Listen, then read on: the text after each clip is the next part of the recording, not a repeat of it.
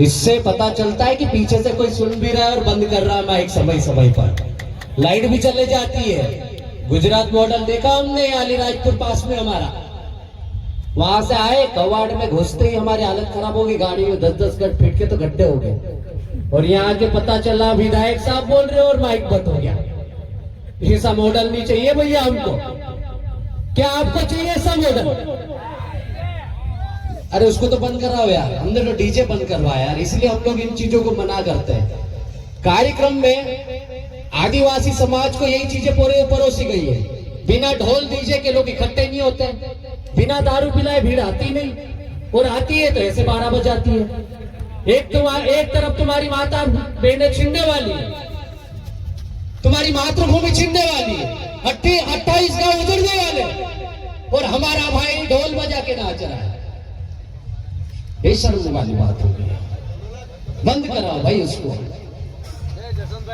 मैं आज सुबह मैंने दैनिक भास्कर मध्य प्रदेश का पेपर पढ़ा, गुजरात का नहीं, मैं मेरे यहाँ की बात बता रहा हूं। वहां पे सिंहस्थ आने वाला 2-2.5 साल में, तो सिंहस्थ के लिए वहां के जो आसपास के गैर आदिवासी किसान हैं, उज्जैन की बात कर रहा हूं, तो वहां के गैर आदिवासी किसानों ने, उनके यूनियन ने बैठक की, संघर्ष किया, जो भी उनका आंदोलन तो मैंने देखा नहीं है, लेकिन उन्होंने बात की सीएम से, और सीएम ने आधी रात को बैठक की भोपाल में, आधी रात को बैठक करके उस आदेश को खारिज कर दिया जिसमें जमीन अधिग्रहण होने वाली थी। और एक तरफ ये आदिवासी बैठा हुआ देखो, आधे आधे कपड़े में पीछे हमारे डाले लोग बैठे हुए हैं, गांव में आधे भूखे नंगे कपड़े वाले बैठे हुए हैं, बहन बेटियां मजदूरी कर रही है, नर्मदा का पानी हमारे यहाँ, लेकिन जा रहा है सौराष्ट्र में, बड़ी बड़ी फैक्ट्रियों को जा रहा है। अभी एक दादा बोल के भी गए, शायद अर्जुन दादा। ऐसी स्थिति में जी रहा हमारा आदिवासी समाज, और हम लोग दारू पीने में मस्त है, डीजे बजाने में मस्त है, इधर ढोल बजा के नाच रहे हैं। अबे तो कैसे जमीन बचाओगे? तुमको तो ढोल संभालने से फुर्सत नहीं, नाचने से फुर्सत नहीं। मैं इस बात को अभी भी दावे से कह सकता हूं कि आधे लोग अभी भी पीने के मूड में होंगे, कहीं मिल जाए इधर पोटली तो मैं पीछे के पीछे पगवा लगा लूं, ये तो बोलते रहेंगे, भाषणबाजी चलती रहेगी।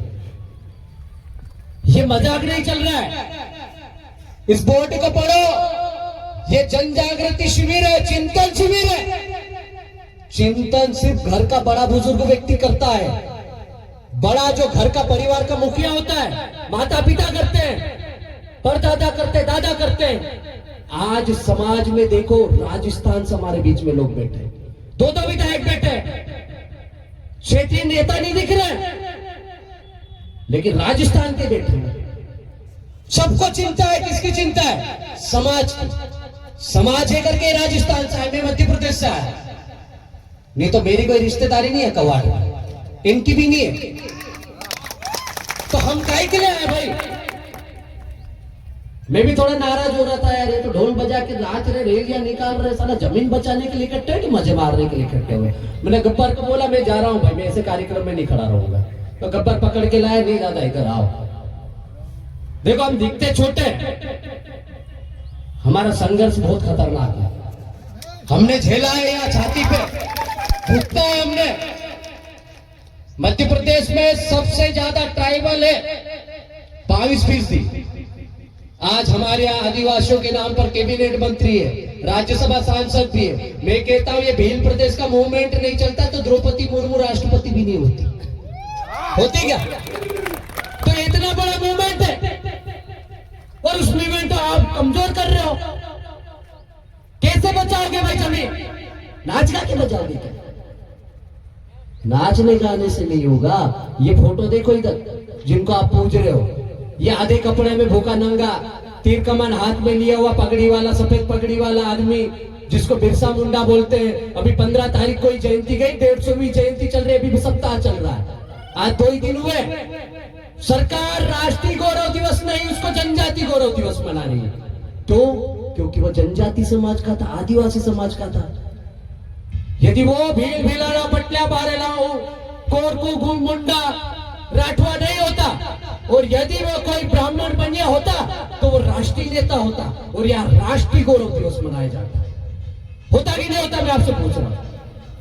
इन लोगों ने उस समय उनके पास मोबाइल नहीं था, न गाड़ी घोड़े थे, न संसाधन थे, तो भी उन्होंने लड़ाई लड़ी, न सिर्फ अंग्रेजों से बल्कि जमींदार साहूकारों से भी, और अपने साथ में चलने वाली बिछोड़ों से भी लड़ाई लड़ी इन्होंने।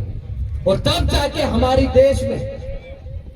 देश के आदिवासी समाज को आजाद कराया, इस जमीन को बचाया, टुकड़ों टुकड़ों में गोरिल्ला युद्ध प्रणाली से समाज को इकट्ठा किया। एक एक दिन में टंट्या भील की धरती यही है, ये कर्म भूमि है पूरी नर्मदा पट्टी। टंट्या भील वहां खंडवा से निकलते थे, कब कवाट आते थे किसी को पता नहीं चलता था। लेकिन हमारे समाज का इतिहास उठा के देखते तो बात अलग होती। वर्तमान में पढ़े लिखे लोग हैं, ठुमके लगाने रील बनाने से फुर्सत नहीं है। समाज के लिए यदि 4 बात करते तो उनको तकलीफ होने लग जाती है। ऐसे बचाओगे जमीन, ऐसे बचाओगे समाज। इस समाज ये जो आदिवासी समाज का ये जो युवा बैठा ना, बड़े बुजुर्ग बैठे, मेरा ऐसा मानना है कि अंतिम पीढ़ी बैठी हुई जो समाज के लिए लड़ रही है, आखिरी पीढ़ी है ये जो जन जागरण चिंतन शिविर कर रही है, जो समाज के लिए रात दिन संघर्ष कर रही है। कई लोग जेल में ठूसे जा रहे हैं, कई लोगों के ऊपर FIR है, कई लोगों को NSA लगाया जा रहा है, नौकरी वाले सस्पेंड हो रहे हैं, टर्मिनेट हो रहे हैं, आंदोलन पे आंदोलन हो रहा है, धरना प्रदर्शन हो रहा है, बहन बेटियों के बलात्कार हो रहे हैं। 10-10 फीट गड्ढे में बहन बेटियों के बलात्कार करके गाड़ा जा रहा है, जिंदा बहन बेटियों को भी जलाया जा रहा है। जमीनें दबंगों के नाम पर गैर आदिवासी छीन रहे, पट्टे गैर आदिवासी ले रहे, हमारा व्यक्ति विस्थापित हो रहा है। ये पूरी नर्मदा पट्टी विस्थापित होने की कगार पर है। और हम क्या कर रहे हैं? नेता खेल रहे हैं, पक्ष विपक्ष खेल रहे हैं, क्षेत्रवाद खेल रहे हैं, झंडे की राजनीति कर रहे हैं, पार्टी की राजनीति कर रहे हैं। अब डूब मरो। मैंने अभी ये पहले जो पोस्ट बताई ना भोपाल की, वो इसलिए बताई कि वो गैर आदिवासी किसान थे तो उनकी जमीन बिना धरना प्रदर्शन के बातों से बच गई। और हम लोग यहाँ बैठे हुए जमा हुए 2-3 राज्य के लोग, सरकारी तंत्र कोई नहीं दिख रहा। इधर कोई सरकार का व्यक्ति बैठा, कोई पक्ष का सत्ताधारी, कोई आया क्या विधायक यहाँ का, कोई सांसद है क्या यहाँ पे? अरे जो वो भी नहीं है, चलो कोई तो होगा, किसी को तो आना चाहिए ना, जिम्मेदार व्यक्ति को। क्योंकि बात जमीन की है, बात आदिवासी समाज की है। और उदयपुर ब्लॉक, उदयपुर जिला आदिवासियों का है। ये 5वां अनुसूचित क्षेत्र लागू होती है यहाँ पर। और यहाँ आपका ST कोटे का विधायक सांसद होगा, आना चाहिए कि ना आना चाहिए? यह मेरे घर की लड़ाई है क्या? यहाँ बेटे किसी घर की लड़ाई है क्या? और हमारी कोई आपसी लड़ाई नहीं है कि मेरी और उनकी के जमीन की आपसी लड़ाई घर घर की नहीं। यहाँ लोग सिर्फ और सिर्फ जमीन बचाने के लिए इकट्ठे हुए।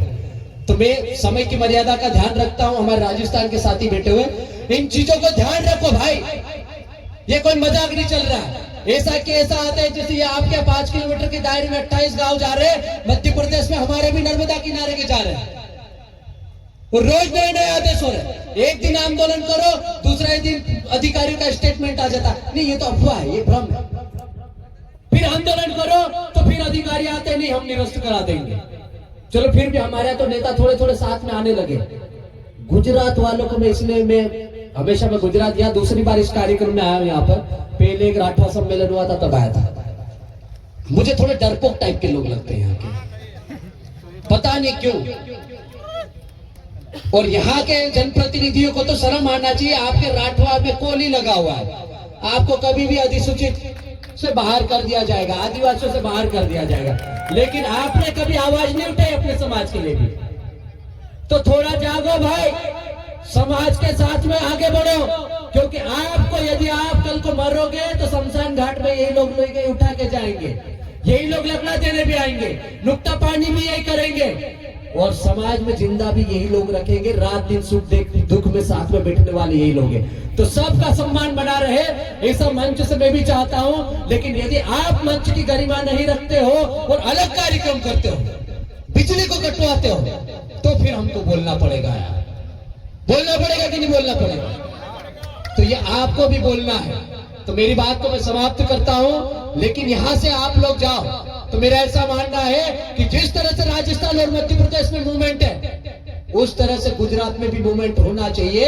ये जो हमारा भील प्रदेश का एरिया है, स्पेशली आदिवासी बाहुल्य जिले, वहां के युवाओं को संगठित होना पड़ेगा। संगठन के माध्यम से, चिंतन शिविरों के माध्यम से समाज को एकत्रित करके एक संगठित शक्ति का निर्माण करके समाज को जागरूक करके समय समय पर सत्ता को चेतावनी देनी होगी, आंखों से आंख मिलाकर बात करनी होगी, उंगली बताकर बात करनी होगी कि ये हमारा क्षेत्र है या हमारा राज चलेगा। और ये नारा मैंने नहीं दिया, ये भगवान बिरसा मुंडा ने दिया है।